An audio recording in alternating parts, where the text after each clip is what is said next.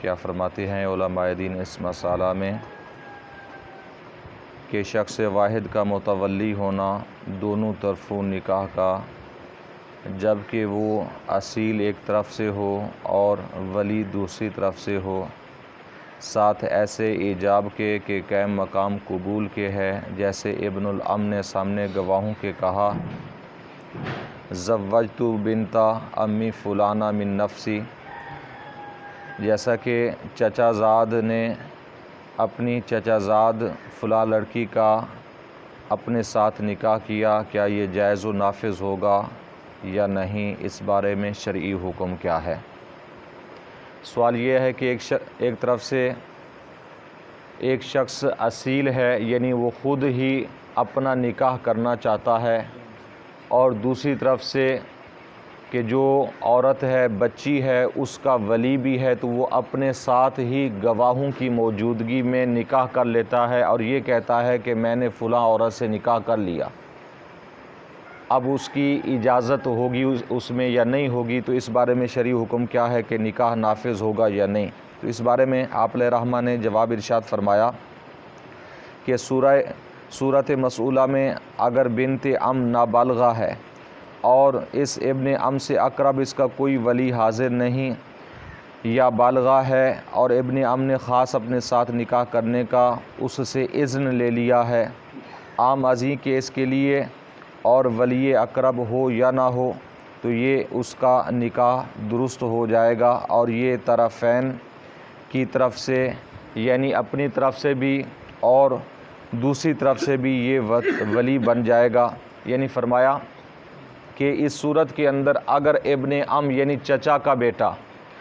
اب اپنی چچا زاد سے نکاح کرنا چاہتا ہے، تو اس نے اگر اس کی چچا زاد نابالغہ ہے اور اس سے کوئی قریبی اس کا ولی وارث موجود نہیں ہے، یعنی اس بچی کا کوئی قریبی جب وارث نہیں ہے تو اس کا چچا زاد ہی اس کا قریبی وارث بن رہا ہے، قریبی اس کا ولی بن رہا ہے، تو اب اگر وہ بچی نابالغہ ہے تو اس کی اجازت کے بغیر بھی وہ اپنے ساتھ نکاح کر سکتا ہے۔ اگر وہ کہے کہ میں نے اپنی چچا زاد فلاں سے اپنا نکاح کر لیا تو اس کا نکاح ہو جائے گا، لیکن گواہوں کی شرط ہے، دیگر جو شرائط ہے وہ اگر پائی جائیں تو بہرحال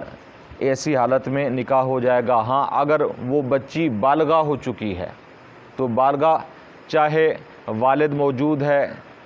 یا دادا موجود ہے، کوئی بھی ولی اقرب موجود ہے، تو اس کی اجازت پھر لازمی ہوتی ہے، ضروری ہوتی ہے۔ اگر بچی بالغہ ہو گئی ہے تو اب اس کی اجازت کے ساتھ کہ اس نے اگر کہا کہ جہاں مرضی آپ کا نکاح کر دیں، میرا جہاں آپ کا دل کرے نکاح کر دیں، تو اس طرح کی اگر اجازت دے دی گئی ہے تو